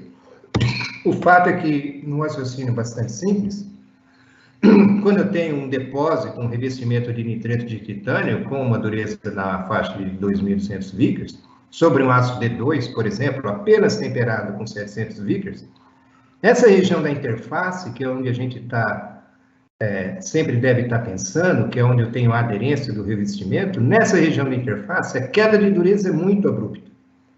Então, se eu fizer um revestimento PVD, vejam o que acontece. Eu gero uma camada nitretada na superfície, na qual a interface tem um revestimento com 2.200 Vickers e um substrato com uma dureza da ordem de 1.100, 1.200 Vickers. O importante não é apenas a dureza, até a gente aprendeu ao longo do tempo que o importante é que se torne compatível o comportamento mecânico do substrato com o comportamento mecânico do filme tribológico. Isso a gente analisa em forma da relação entre a dureza e o módulo de elasticidade. Então, quando a gente analisa dureza com módulo de elasticidade, a gente tem a visão de que, se eu pegar a relação H sobre E do revestimento de nitreto de titânio, nessa linha azul, tá? Fazendo aqui para dois aços ferramenta, D2 e H13, e a relação H sobre E do aço D2, vejam, H sobre E do aço D2 sem a nitretação é praticamente a metade da relação H sobre E do revestimento. Então, eu tenho um gap, uma diferença de propriedade mecânica muito grande entre os dois, o que me torna a interface mais instável. À medida que eu aumento, que eu faço a nitretação, a relação H sobre E, a compatibilidade mecânica na região da interface fica muito próxima do aço e do revestimento. E nessa condição, eu tenho a melhor adesão do revestimento, portanto, eu tenho o melhor desempenho da ferramenta. Revestimento que não está aderido ao corpo da ferramenta é um revestimento que não trabalha, é dinheiro jogado fora, é falta de desempenho. Aqui eu tenho uma posição ótima para a nitretação do aço D2 com nitreto de titânio. E se a gente vê o aço H13, eu tenho o mesmo comportamento. Aqui eu tenho 0,02, um terço, e à medida que eu nitreto, essa compatibilidade aumenta, atingindo um valor máximo para o tempo de 3 horas de nitretação. Isso me reflete em quê? Me reflete em desempenho. Aqui nós temos, em cor-de-rosa, LC1, que é a carga crítica para trincamento, LC2, a carga crítica para desplacamento. Vejam que eu tenho um aumento tanto na carga crítica para trincamento, mas principalmente na carga crítica de desplacamento, que passa além do limite de resolução do ensaio que foi realizado. Aqui para o aço D2, mesmo comportamento para o aço H13, eu aumentando o tempo de nitretação, eu aumento a carga crítica para trincamento e aumento a carga de desplacamento. Nesse caso, ela está acima do limite de detecção do ensaio. Essa figura é uma figura bastante interessante, um mérito enorme do professor Adamias hoje. Nós estamos observando exatamente a indentação Rockel-C, nessa faixa mais escura, a região nitretada sem camada branca. E quando se observa a posição mais crítica, que é essa deformação na borda do Rockel-C, nós vemos o quê? O trincamento da região nitretada, mas o revestimento permanece aderido, tanto nessa borda do lado esquerdo, quanto na borda do lado direito. Eu tenho o trincamento do revestimento e ainda assim esse revestimento aderido na superfície. E esse é o objetivo. Melhorar o tempo de residência do revestimento PVD na superfície duplex. Obrigado. Consegui com 7 minutos de atraso. Obrigado, pessoal. Bom, eu acho que agora, se o pessoal quiser fazer mais perguntas, por favor, nós teremos algum tempo para perguntas e respostas. A primeira pergunta que eu acho interessante, o Otávio está perguntando se o livro aborda, mesmo que de maneira geral, aspectos econômicos relacionados aos tratamentos térmicos e de superfície. Infelizmente, Hélio, o livro não aborda aspectos econômicos, porque, infelizmente, eu ainda sou essencialmente técnico. Eu penso, não vou falar que eu sou essencialmente técnico, eu penso, é lógico, em custo, eu penso em preço, já que eu tenho uma empresa, mas eu não consigo colocar isso num texto. Tá? Não tem nenhum tipo de abordagem, porque eu tentei chegar no equilíbrio entre fundamento e prática, mas eu não conseguiria pôr nenhuma avaliação monetária isso. Isso extrapola o meu ser. Bom, eu vou fazer uma pergunta para levantar uma bola para você, assim, para você chutar, né? Você poderia falar algumas palavras sobre a diferença entre nitretação em baixas temperaturas e como ela difere da convencional? Tanto para aços inox quanto para aços convencionais, aços carbono. A nitretação a baixa temperatura, ela é muito interessante, a gente veio estudando ela desde 2002, e ela, vamos falar assim, para aços carbono, ela praticamente não é aplicada. Ela começa a ter importância quando a gente está falando de aços de média liga, aí tipo 4140, 4340, mas principalmente para aços inoxidáveis, né? Porque a vantagem de você ter uma nitratação a baixa temperatura e aí fazer, seja em plasma, seja no gás, eu não vou deixar outro processo de fora, é que em temperaturas abaixo de 420 graus, você consegue difundir o nitrogênio, mas inibe a precipitação de nitretos de elemento de liga. Isso é particularmente importante em aços inoxidáveis. Porque nos aços inoxidáveis, nos aços inoxidáveis nitretados a alta temperatura, a precipitação de nitretos de cromo, porque eles são aços inoxidáveis porque são ligados ao cromo, eles promovem um elevado endurecimento, porém você perde na sua resistência à corrosão. Endurece em detrimento da resistência à corrosão. A nitretação a baixa temperatura permite que você cause endurecimento, só que nesse caso um endurecimento por solução sólida, com a geração de uma fase expandida, e essa fase expandida gera tensão residual. Endurece a superfície do aço, não precipita nitreto, portanto mantém ou, em algumas vezes, melhora a resistência à corrosão. A gente tem aplicado em aços ferramenta também, principalmente visando estabilidade dimensional. Porque existem alguns componentes que têm que ser nitretados, mas tem que ter uma tolerância na casa do milésimo. E a nitretação, apesar de ser um tratamento realizado fora de temperaturas em que ocorre transformação de fase, no campo da perita, eu tenho endurecimento, porque eu tenho aumento de nitrogênio, tenho formação de camada branca. Então, quando eu tenho componentes de aço ferramenta que precisam de elevada estabilidade térmica, dimensional, a gente faz a baixa temperatura. É lógico que as profundidades de endurecimento são menores, não a capacidade de endurecimento, tá? Um aço H13, mesmo nitretado a baixa temperatura, ele atinge um potencial máximo de endurecimento na casa de 1000 Vickers, mas a profundidade diminui bastante. Mas ainda assim ela é essencial para o desempenho da ferramenta. Ok. Alguém mais quer fazer pergunta? Aproveita agora. Então, eu tenho uma curiosidade também que eu gostaria de você falar. Você tem alguma experiência em questões de variação dimensional durante a vida útil em aços tratados que tem um teor de austenita residual? Para o ramo dos aços que eu tenho trabalhado, a gente assim, não tem tido esse tipo de problema, ou seja, eu ter, em função das tensões e possíveis deformações geradas em serviço, eu ter decomposição da austenita induzida por deformação, eu ter variação dimensional, para ter variação de forma mais difícil. Mas a gente é extremamente preocupado com variação dimensional de austenita retida, nesses níveis baixos, quando eu faço revestimento, tá?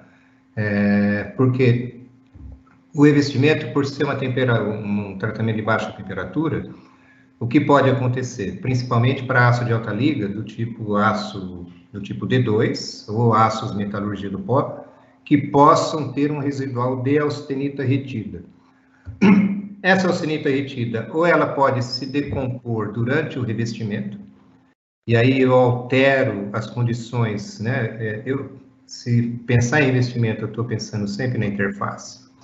Então, se eu tiver transformação, decomposição da austenita retida na interface do revestimento, eu vou ter variação dimensional, e isso me muda a condição de tensão na interface, e isso pode promover desplacamento já no final do processo de revestimento, ou eu posso, entre aspas, não enxergar essa variação dimensional, levar essa variação dimensional para a máquina, onde a ferramenta vai trabalhar, e isso vai me causar desplacamento em serviço. Para que isso assim, seja minimizado, esses ácidos ledeburíticos e ácidos com altos teores de ausenita retida, eles sofrem tratamento sub-zero. Tá? Obrigatório, assim, para nós, quando nós fazemos ou indicamos um tratamento térmico desses ácidos, eles têm que passar pelo tratamento sub-zero para minimizar o nível de ausenita retida e otimizar a adesão do revestimento na superfície. Há tempo ainda para mais uma, Paula? Tem uma pergunta aqui do... Primeiro tem um parabéns do Luiz Schmeier, que é da nossa área. Exatamente. Acho que dá tempo, sim, mais uma perguntinha, sim. Vamos lá, rápido, né? Tem duas perguntas técnicas, assim. Uma é o do Otávio falando que gostando muito da imagem de indentação, Rococê, e se seria possível dar maiores detalhes sobre ela. E a segunda, a pessoa não se identificou, mas está perguntando se a temperatura da água na têmpora influencia quando no tratamento. Influencia. Eu, assim, particularmente, não faço têmpera em água, porque eu só tenho forno a vácuo, só mexo com alta-liga. Mas a temperatura do meio de têmpera, seja ele de água, seja ele de polímero, seja ele de óleo, ele influencia bastante na têmpera.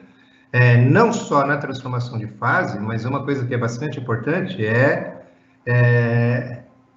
na combinação, né, das transformações que ocorrem na superfície com o núcleo, porque dependendo do tamanho da peça, eu também tenho que controlar esse gradiente de temperaturas para que não haja trincamento de dentro para fora. Então, a temperatura, por exemplo, do banho de óleo, a temperatura que eu tenho o meu meio de têmpera é importante para que eu tenha um tratamento uma taxa de extração de calor bastante homogênea durante a têmpera. E a indentação, né? A indentação, existe uma norma DIN, que depois eu posso enviar o número da norma, não posso enviar a norma, mas eu posso enviar o detalhe da norma. E essa figura especial do Adonias, que eu mostrei, da indentação Rococê, com a camada nitretada e com a camada revestida, isso é um mérito que poucos alunos têm, né? Que o Adonias teve, que é um trabalho experimental primoroso para conseguir polir a amostra exatamente até o centro da indentação, e com isso a gente visualizar o fenômeno. A tese do Adonias tem mais dessas para explicar outros fenômenos. Você está falando do professor Adonias do IFES? Do IFES, atualmente do IFES, quando o Adonias fez o doutorado na Poli, né? Então se encontra no site da Poli, se encontra. Você lembra o sobrenome dele? É fácil de achar. Adonias Ribeiro Franco Júnior.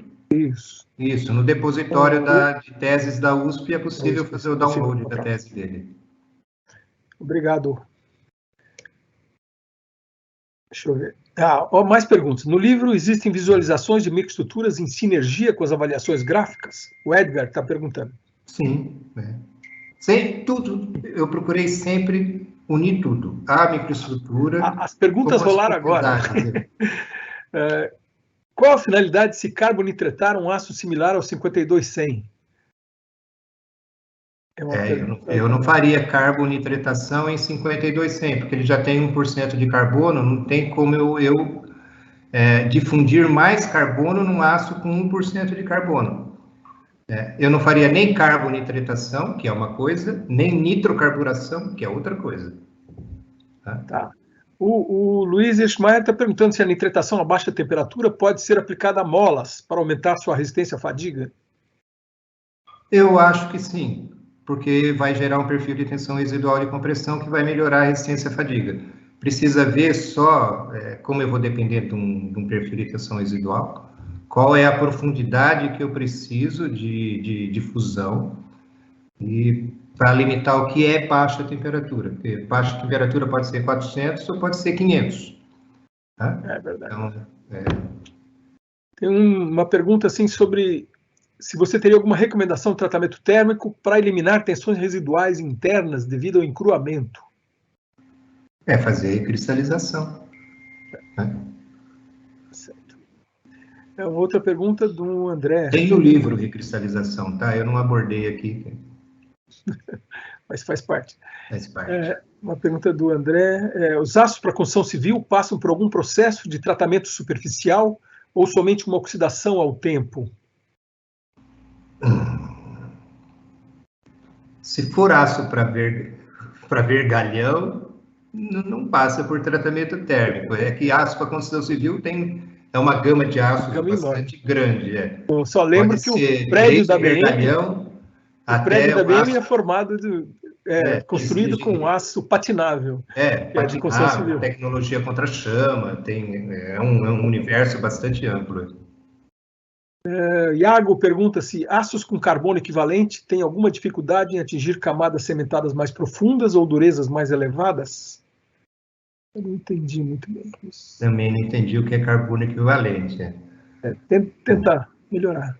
Mas se a gente quer difundir alguém em outra pessoa, o teor de carbono do aço tem que ser baixo para que eu tenha uma diferença de potencial entre a atmosfera nitretante e o substrato de aço, o que limita aços para cimentação até mais ou menos 0,25, 0,30, para a gente cimentar normalmente. Tem gente que quer cimentar aço que tem 0,5 de carbono e eu falo que não tem condições.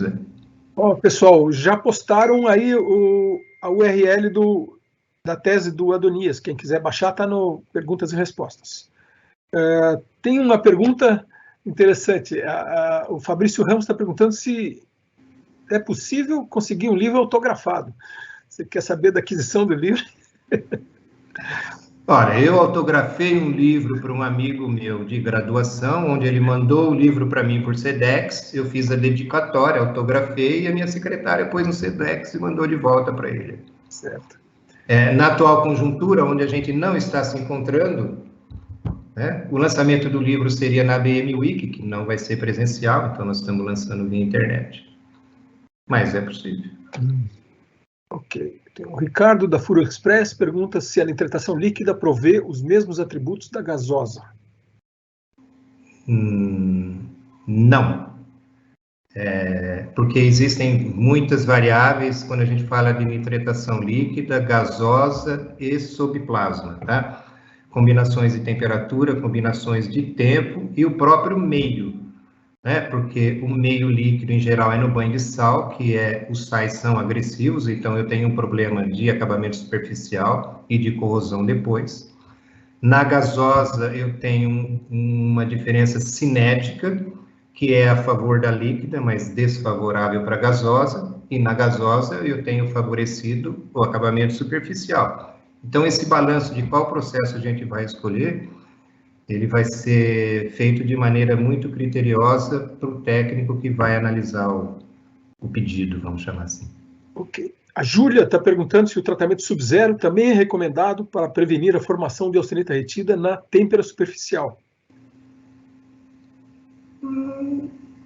Mas em geral, ferramentas que recebem têmpera superficial, ou elas são ferramentas seriadas, né? Então, ferramenta pequena, temperada por indução, não se faz sub-zero, e ferramentas de grande porte que recebem têmpera superficial, têmpera de borda, elas têm um porte que dificultam o tratamento sub-zero.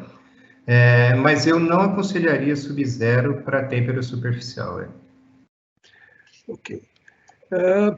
O Alexandre está perguntando como é feito o controle de não formação de camada branca durante o processo de nitratação nos aços D2, H13. O controle é feito pela temperatura do processo, pelo tempo do processo e pela composição da mistura gasosa dentro do reator. São 3 parâmetros que devem ser controlados simultaneamente. Então, quando a gente tem uma curva de potencial limite, como aquela que eu apresentei, em geral, ela é para uma temperatura constante. Se você mudar a temperatura, a sua curva já sofre um deslocamento. Muito boa pergunta e boa resposta. Tem uma outra pergunta aqui. O impacto da camada de alto revenimento em um aço SAE 1541 temperado com água.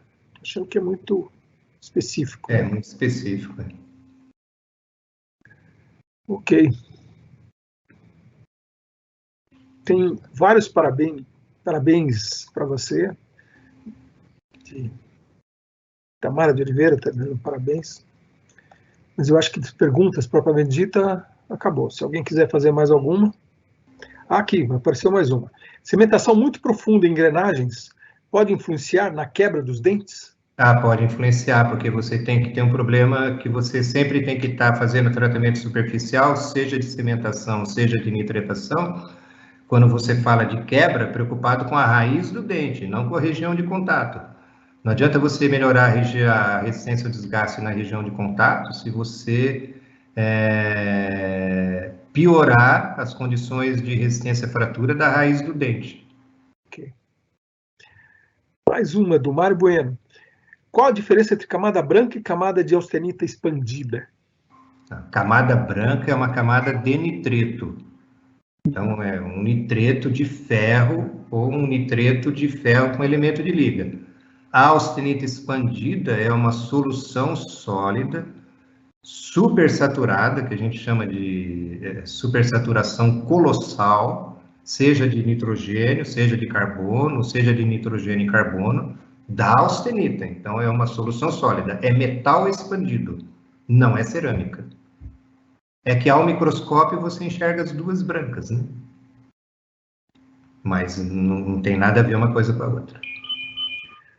Ok. Tem uma última pergunta sobre relação direta entre a temperatura da água de têmpera e a formação de trincas no 1090, no aço 1090. Mas é muito específica, vai depender de muita coisa. Depende de um monte de coisa. Eu acho que, por enquanto, é só que tem aqui. Paulo, a gente, inclusive, já atingiu o nosso tempo, né? Professor, se puder encerrar já. Ok. Bom, então, eu agradeço muito, gostei muito da tua apresentação, muito didática, como sempre.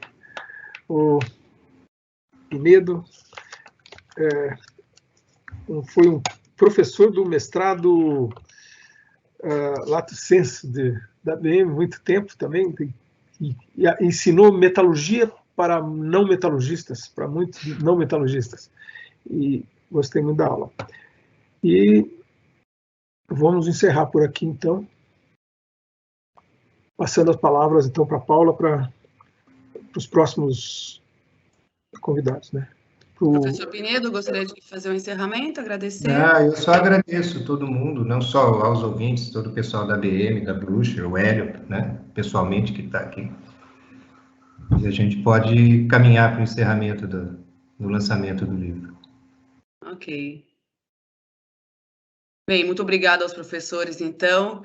E, gente, esse livro ele pode ser adquirido no site da editora Blucher. Os associados à ABM têm 30% de desconto em todo o catálogo, tanto da Blucher quanto da associação. E, olha, eu recebi boas notícias aqui. Os participantes deste webinar que não forem associados também terão um desconto especial de 20%, utilizando um cupom que foi divulgado aí no chat. Se não me engano, acho que já foi divulgado aí no chat, tá? Qualquer coisa a gente envia para vocês depois.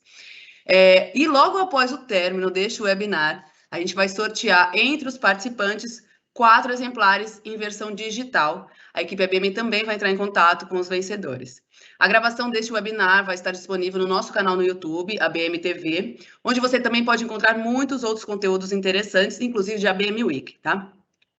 No nosso site também é possível se informar sobre próximos webinários, cursos e eventos, abmbrasil.com.br. Eu convido agora o presidente executivo da ABM, Horacídio Leal Barbosa Filho, para fazer as considerações finais. Boa tarde, Leal. Boa tarde, Paula. Professor Pinedo, agora vou só chamar você de professor Pinedo. Depois dessa aula que você deu hoje aqui, foi muito, muito boa. A gente que é metalurgista, acho que eu já fui metalurgista. Depois dessa sua aula aqui, eu acho que eu já fui metalurgista. Eu agradecer ao Eduardo da Blucher, né, nosso parceiro já antigo aí, acho que essa parceria vai dar mais frutos agora, depois desses novos acordos que nós fizemos. Professor Hélio Goldstein, sempre presente nas nossas atividades, eu agradeço também a sua presença e a sua disponibilidade. O prefácio que você fez do livro, que eu não li ainda, porque eu ainda não comprei o livro, mas eu também vou querer comprar e vou querer assinatura. Eu já, em função da assinatura, Pinedo, a gente poderia, na ABM Week, né, vai ser em junho do ano que vem, nós podemos fazer perfeitamente uma sessão de de autógrafos seu lá. Acho que vai ser muito legal, né? Com certeza. Vai ser muito bom. Você citou algumas pessoas aqui que são muito próximas da gente aqui, o Zé Barbosa, né? Eu tive contato com o Zé Barbosa na época de COSIPA ainda, né? Tive contato com a GM, então o Zé Barbosa era muito bom. O Marcelo Mourão também foi meu colega também de COSIPA e professor da Poli. O André Tipitim, o Alain de Rouret, Ivan Falheiro, Celso Barbosa, toda gente fina. Os seus alunos, seus ex-alunos, né? Eu acho que são muito importantes aí para esse processo todo de tratamento térmico e superficiais de aços. Eu acho que a sua aula foi muito boa e suscitou, eu fiz a balança aqui, 18 perguntas. Eu acho que só 2 que são muito específicas você não respondeu, o resto foi tudo respondido, muito, muito, muito bom, né? O Hélio citou aqui o aço da BM, né? O aço da BM é um aço patinável, né? E ele foi produzido na época pela COSIPA e foi uma doação da COSIPA, né, hoje Usiminas, para a BM. Como tivemos outras doações também no processo do nosso prédio, né? Para quem não sabe, eu acho que está ouvindo aqui, nós estamos transformando parte da nossa sede num centro cultural que vai chamar Casa de Metal. Então, eu acho que em breve nós estaremos aptos a convidar vocês todos aqui. O Pinedo é nosso coordenador do nosso Moldes, né? Ferramentas, Moldes e Matrizes, que faz parte da ABM Week. E como a ABM Week foi adiado, isso faz parte do nosso conteúdo lá, vai estar presente. Que é um grupo de trabalho muito atuante.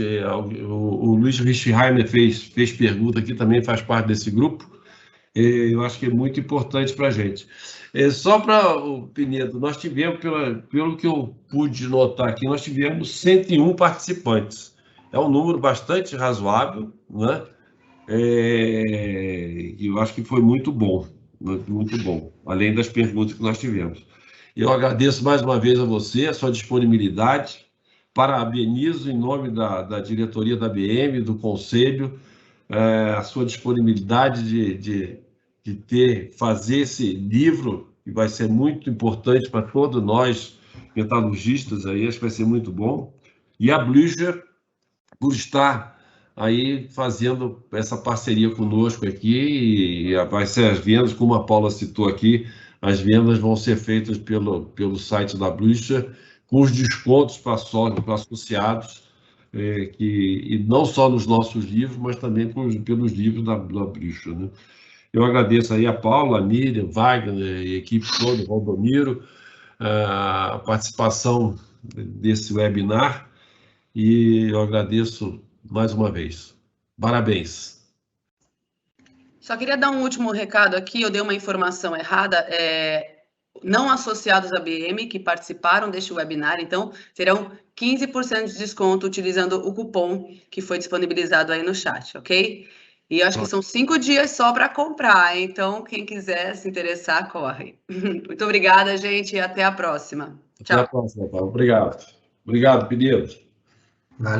Valeu. Obrigado você, Leal.